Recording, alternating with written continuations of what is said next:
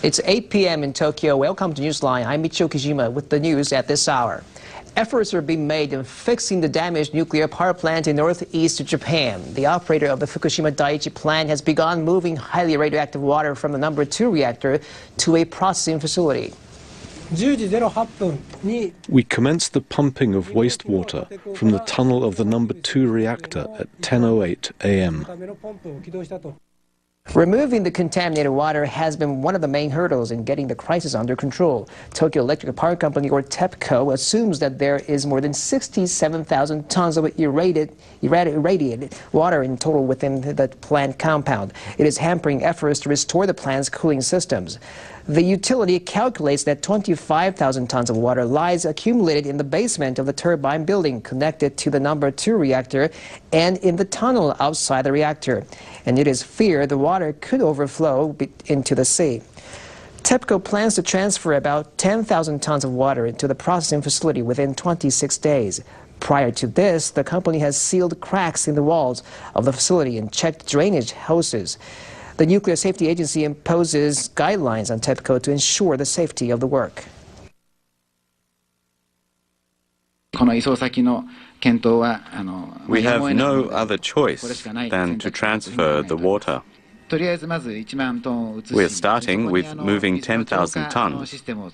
Then we plan to make a system to purify the accumulated water.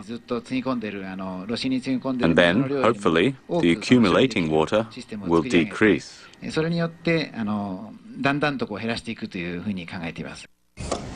For the first time after the accident at the Fukushima plant, TEPCO has released photos of the inside of the reactor buildings.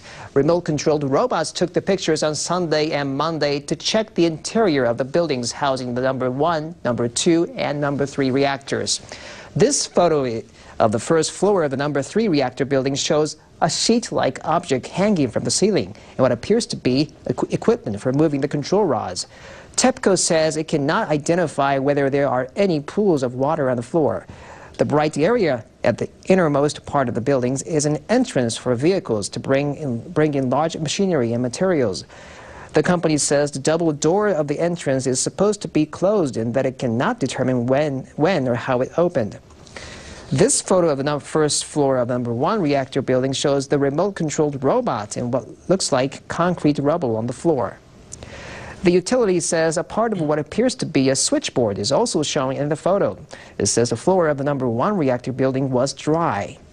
And in this picture of the first floor of number 2 reactor building, the robot's camera lenses pointed toward the reactor captured a large diameter vertical pipe. The company says the robot was not able to move further inside as its lens became clouded in high humidity of up to 99%. But it says it found no pools of water on the floor.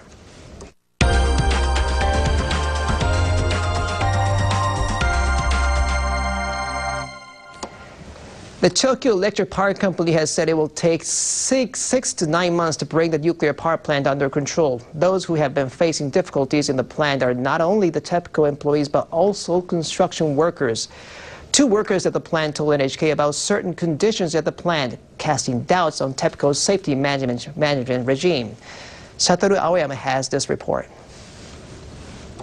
A man in his 30s has been removing debris at the plant since March 14th, 3 days after the quake and tsunami.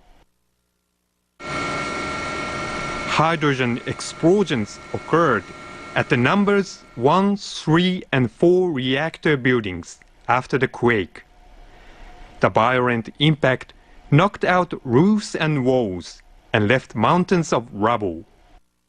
High levels of radiation have been detected in the wreckage.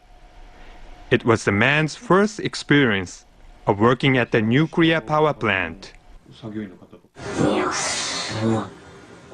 It was an invisible threat. There was no way of identifying it.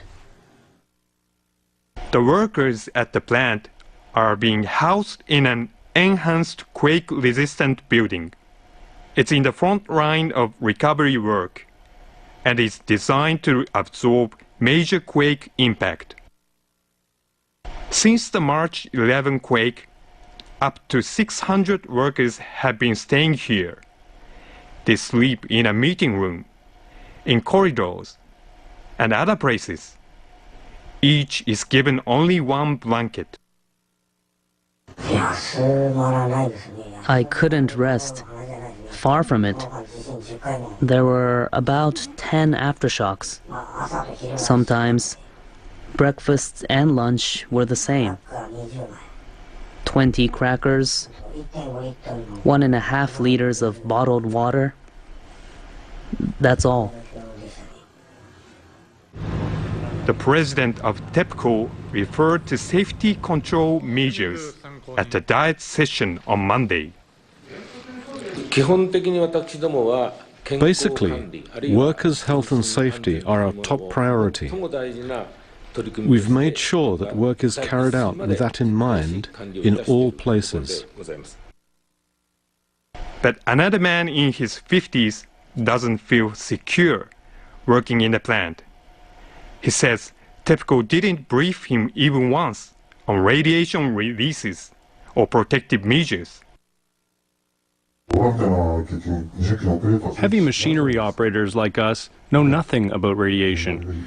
We had no idea how much radiation we would be exposed to or how much of it would stay inside our bodies in the years to come, and what effect that would have. Every worker should have been given a radiation monitoring device, or dosimeter. But the man says he wasn't given any kind of device while working at the plant in late March. Each worker was given a dosimeter early on. But as more workers joined, only supervising employees received one, and they told us to evacuate when the readings rose. TEPCO said that since April 1st, every worker has been provided with a dosimeter. The man says that he was so uncomfortable wearing a protective mask that he almost took it off. It was too tight. I had trouble breathing after wearing the mask for only 3 hours. I loosened it when my face turned red. But I kept worrying, wondering if I was okay while I was working. An expert on the work environment warned of serious health hazards unless sufficient protective measures are taken, even in an emergency. TEPCO needs to educate workers about safety control for radiation and health management. Otherwise, there will be confusion. Evacuated residents will make brief visits to their homes in the future. They also need to be instructed on how to protect themselves from radiation exposure. The workers at the plant are dedicating themselves to the recovery work. One of the workers says he is determined to carry on with the work, despite anxiety about explosions.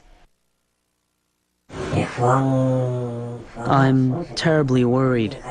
I'm not even sure I'll leave here alive. But still, someone has to do it in a situation like this. The workers in the plant are now struggling to stabilize the situation to stop a huge release of radioactive substances. Satoru Aoyama, NHK World, Tokyo. The expert insists that TEPCO needs to take preventive measures against radiation, not only for the workers, but also for the residents in the surrounding areas. Many residents are likely to spend more than 6 months in evacuation centers. TEPCO and the government need to adopt measures that will ensure sufficient safety so that their lives will not be at risk after the return. The governor of Fukushima Prefecture has urged the central government to ensure that safety measures are in place at all nuclear power plants in Japan. Governor Fukui Prefecture is home to 14 nuclear reactors, the most in the country. Governor Issei Nishikawa met with Industry Minister Bandi Kaida on Tuesday to discuss the problems that have plagued the Fukushima Daiichi plant following the March 11th disaster. Nishikawa said the central government should conduct emergency inspections on plant equipment such as cooling systems, and he said the government should set specific safety standards for emergency power sources. Kayeda replied that the government is doing its best to bring the situation at Fukushima under control and that it plans to create exact safety standards. Nishikawa spoke to the media about his concerns. Concern is being voiced all over the country. I hope the government will work with a strong sense of purpose to take all possible measures so that similar accidents will never take place.